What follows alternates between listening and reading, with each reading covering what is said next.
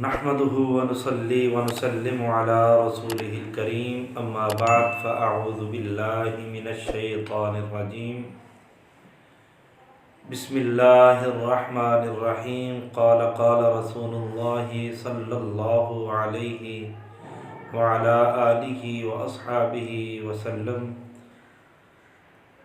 الصلوات الخمس والجمعة إلى الجمعة ورمضان إلى رمضان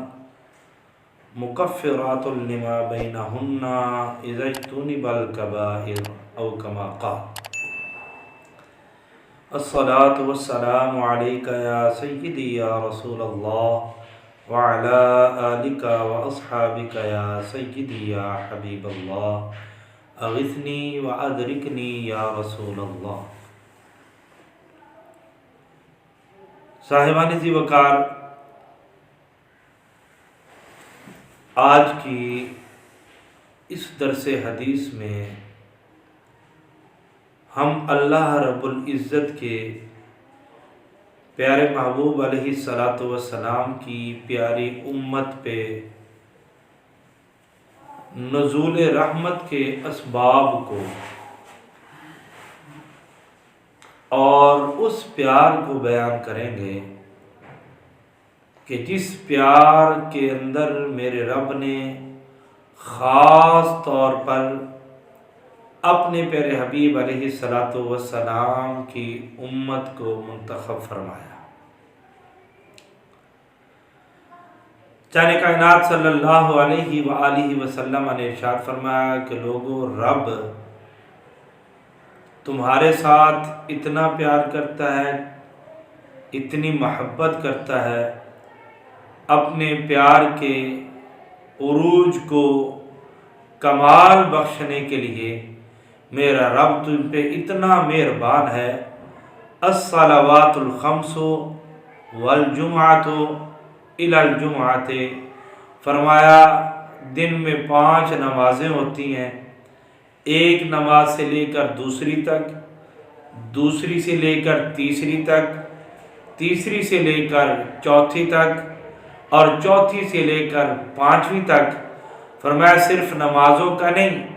ایک دن آپ نے جمعہ پڑھا، جمعہ کے دن آ کے اس دن جس دن مساکین کا حج ہے تم نے جمعہ پڑھا، اگلے جمعۃ المبارک تک جب تم نے جمعہ پڑھا، اس سے بھی بڑھ کے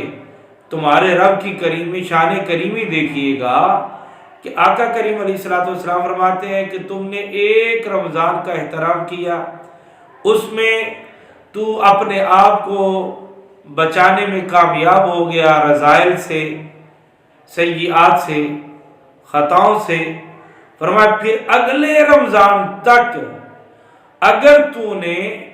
کوئی گناہ کبیرہ نہ کیا ہو تو فرمایا رب کا کرم یہ ہوگا تجھ پہ، رب کا احسان یہ ہوگا، رب کا فضل یہ ہوگا تیرے اوپر، رب کی مہربانی یہ ہوگی۔ فرمایا اگر تو نے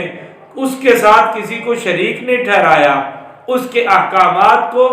اعلانیہ طور پہ تو ان کا منکر نہیں ہوا، تو آقا کریم علیہ الصلوۃ والسلام کیا فرماتے ہیں؟ فرمایا رب تیرے ایک نماز سے لے کر دوسری نماز تک کے گناہوں کو، ایک جمعے سے لے کر دوسرے جمعے تک کے گناہوں کو، ایک رمضان سے لے کر اگلے رمضان المبارک تک کے گناہوں کو میرا رب معاف فرما دے گا۔ اللہ اکبر! یہ کتنی اس کی شان کریمی ہے، کتنی مہربانی ہے،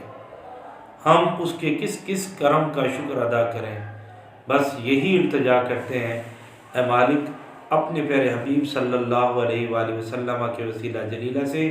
ہمیں ان اعمال کو سر انجام دینے کی توفیق عطا فرما جو خالصتاً تیری بارگاہ میں مقبولیت کا درجہ رکھتے ہوں اور تیرے پیارے حبیب علیہ الصلوۃ والسلام کو بھی پسند ہوں۔ وما علینا الا البلاغ المبین۔